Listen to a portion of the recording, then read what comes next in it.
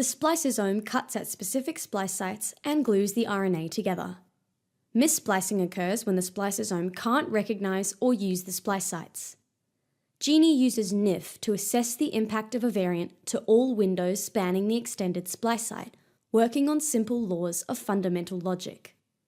What splice site sequences are tolerated in nature and known to work, and what splice site sequence substitutions are not tolerated in genetic disorders and known not to work. GENEie overcomes a major impediment for clinical workforces by identifying specific features that discern a strong splice site from a weak splice site from an unusable splice site. A critical discovery was that 88% of all disease-causing splicing variants create a non-existent splice site, defined by 3 windows of NIF equals 0. From this, we have clarified prescient rules of splicing logic that our statistical analyses support as evident truths. Rule 1.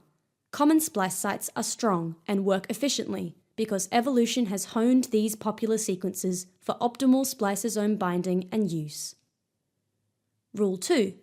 Uncommon splice sites are weak because these unique or rare sequences are harder for the spliceosome to bind and often need help from splicing enhancers.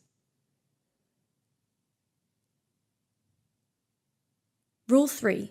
When a variant creates a non-existent splice site sequence, even with an essential GT or AG at the correct position, odds are 1,000 to 1 that the spliceosome cannot bind or use the splice site.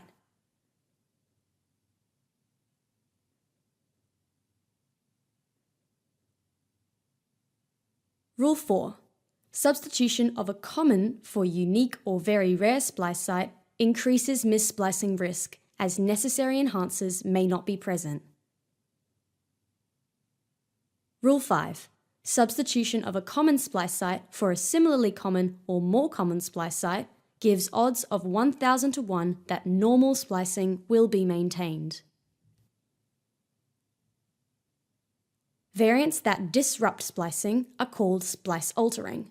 Variants that maintain normal splicing are called splice-neutral. Let me take you through the NIF table of a GENEie report. We're going to examine 4 different variants affecting the same PKD1 intron 13 donor, beginning with a +2 T to A substitution. These columns show the zone or window being assessed, identifying the sequence of 9 nucleotides examined in each row. These are the reference and variant sequences, with the GT shown in bold, the variant in red font and underlined, and the blue highlight showing the sliding 9 nucleotide windows. This +2 variant creates a non-existent splice site, which we define as 3 or more windows of NIF equals 0, because this is the specific feature that characterizes more than 96% of +1 and -1 variants. For a variant with NIF equal to 0, the NIF percentile is also 0. The NIF impact, calculated by the percentage difference of the variant percentile divided by the reference percentile, in this case will always be 0, meaning the splice site is ablated. This is expressed as -100%. The table on the right shows a NIF machine learning probability score based on a training set of variants removed from a reference set of more than 40,000 uniquely classified ClinVar variants. A score of 1.00 means 100% probability of being splice-altering. A score of 0.00 would mean 100% probability of being splice-neutral. Variant curators can additionally use their own critical reasoning to weight the probability score. N tells you how many variants in the larger reference set of 40,000 variants have similar NIF impact in all windows as the test variant, and their classification as pathogenic or benign. See how a +5 variant at this same PKD1 intron 13 donor has exactly the same impact as the +2 variant, with all windows of NIF equal to 0, meaning the splice site is ablated.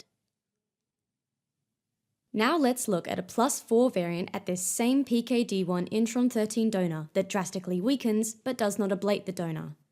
NIF impact for the E-4 to D+5 window is var over ref, which is 0.01 divided by 0.34, meaning the variant percentile is 2.9% of the reference percentile, conveyed as a NIF impact of -97%. Of 559 similar variants in the reference set, All are classified as pathogenic or likely pathogenic, inferring they are all splice-altering. This matches the probability score of 0.98 generated by machine learning from the smaller training set. In contrast, let's look at a +7 variant that slightly strengthens the U1 and U6 zones but does not impact the U5 zone. NIF machine learning offers a score of 0.00 or 100% likelihood of being splice neutral.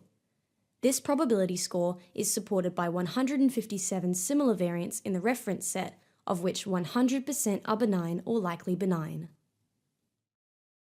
Now let's look at 3 example variants from the ABCA4 intron 45 acceptor.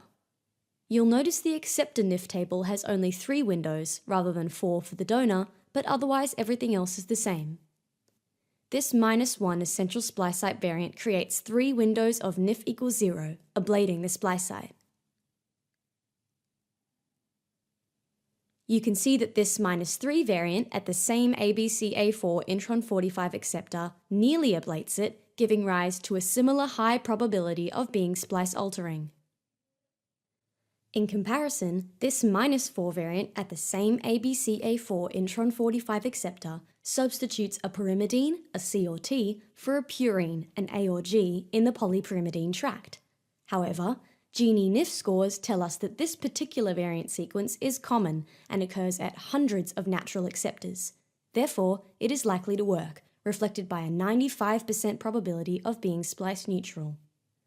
However, curators concede there are only 6 similar variants in the reference dataset, letting them know GENEie machine learning is less strongly powered than the previous variants. The clinically usable information derived from NIF is a key element that differentiates GENEie from other splice prediction software. By sensitively measuring splice site strength and efficiency, NIF easily and transparently shows all evidence, whether strong, weak, or conflicted.